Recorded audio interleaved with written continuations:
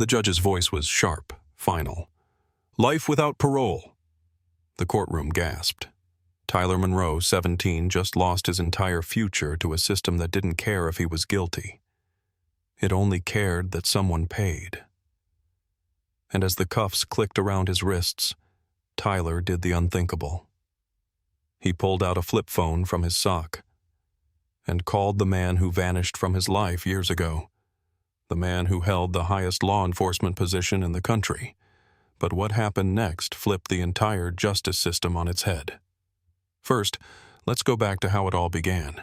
Tyler Monroe was the kind of kid teachers loved. Sharp, kind, never missed class. His dream? To become a robotics engineer and design prosthetics for wounded veterans like his grandfather. But none of that mattered the day the police showed up at his school. He was arrested in front of everyone. No explanation. No chance to speak. The accusation? Armed robbery and murder at a gas station 2 blocks from his home.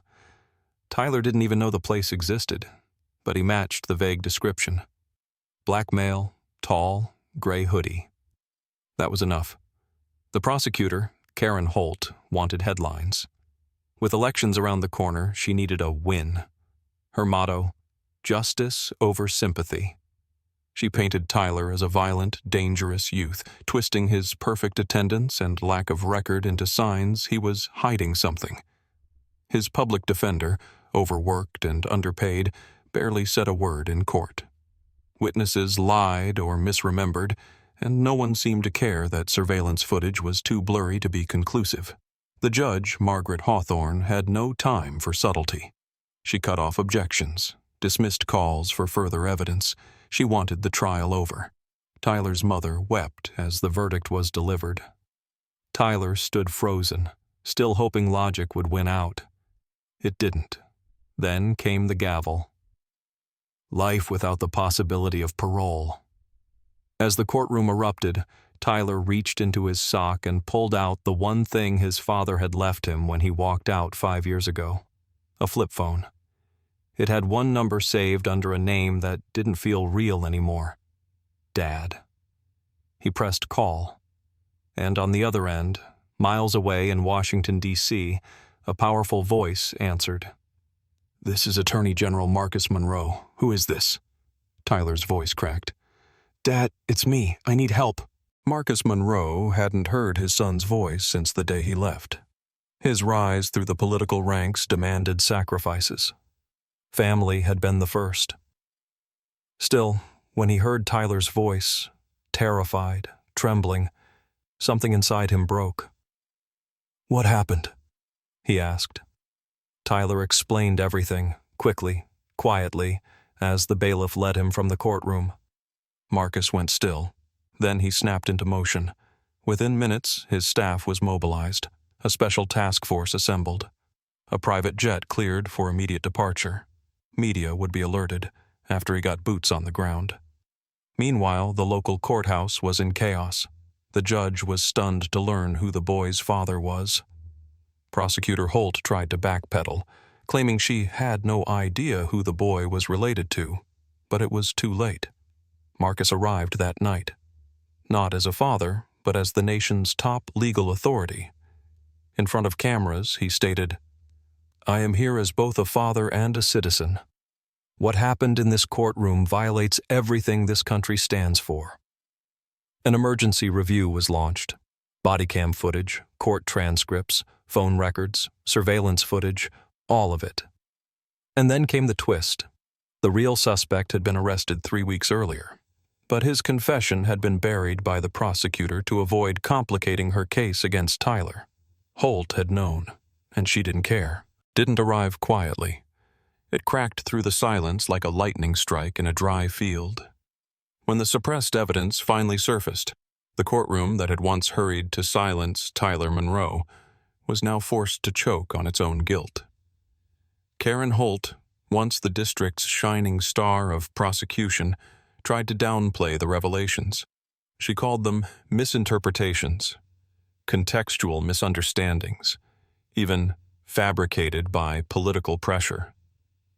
But facts don't lie.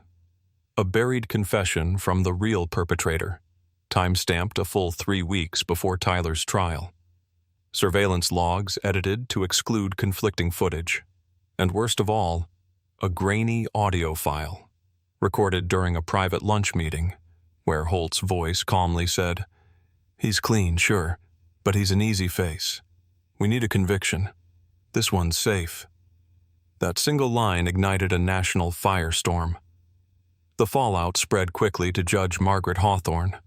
Once admired for her brisk rulings and no-nonsense courtroom, her record was now dissected under forensic scrutiny. Investigators discovered a disturbing trend. An overwhelming majority of her expedited cases involved young defendants of color. Over 70% of those convictions, once reopened, were deemed procedurally compromised or based on circumstantial evidence. No one had questioned her speed before. They just applauded the numbers. Now, those numbers turned to ash. Inside the courtroom, the mood shifted. The same chamber that had rung with indifference during Tyler's trial now brimmed with shame. Eyes no longer met his. Reporters, once uninterested, scribbled furiously. When the judge overseeing the retrial announced the original case was declared irreparably compromised, there was no applause, just breathless silence. The sentence was vacated. The cuffs came off. But Tyler didn't cheer, didn't cry, didn't thank anyone. He looked around, as if expecting someone to shout that it was all a trick. Then, barely above a whisper, he said, "Can I go home now?" Outside, it was chaos. Cameras flashed like lightning. Protesters chanted his name. Supporters held signs that read, "Justice for all, not just the connected." Tyler stood motionless amid the frenzy. Not angry, not triumphant, just tired. His father, Marcus Monroe, stood beside him, not just as the U.S. Attorney General, but as a man who had failed his son in the quietest, most profound ways. He faced the reporters and spoke with a voice equal parts steel and sorrow.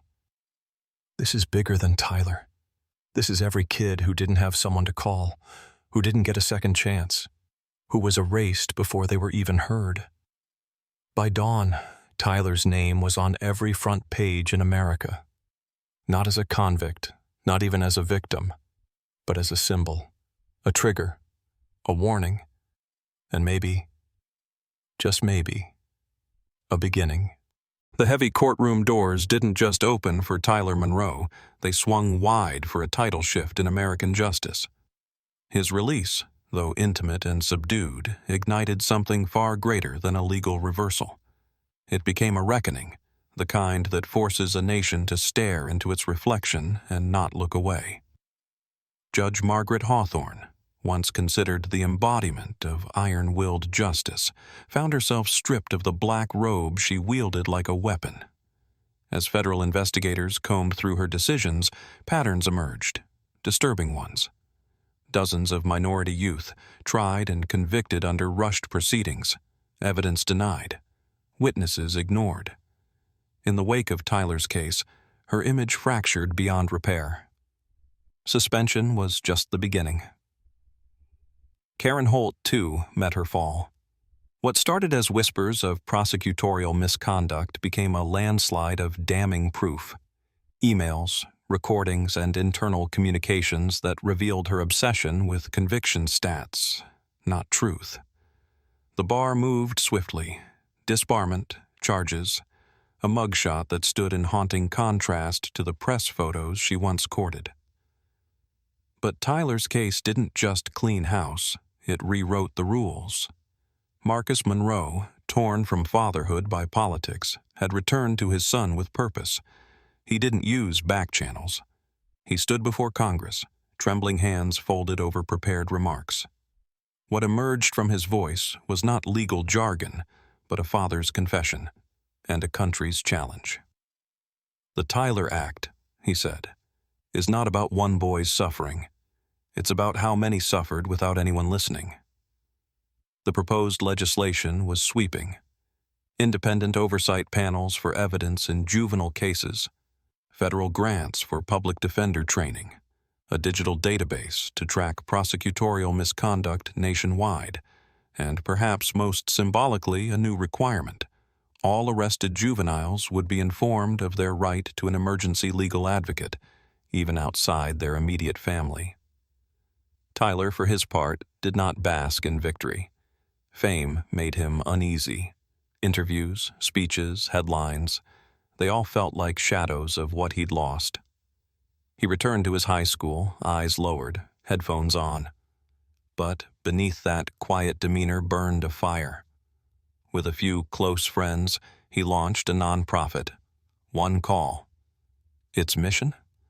To ensure no teen, no matter their zip code, ever faced a courtroom alone again. And when Tyler finally stepped up to the podium at the launch event in a modest gymnasium filled with parents and students, he said only this: "I was lucky. Not because of who my dad is, but because I could make that call. Everyone should have that chance. Everyone." The silence afterward wasn't empty. It was full of realization, of grief, of hope. One call, one voice, one trial. That's all it took to change the system. Not every life sentence ends with a phone call, but this one did. And it changed everything.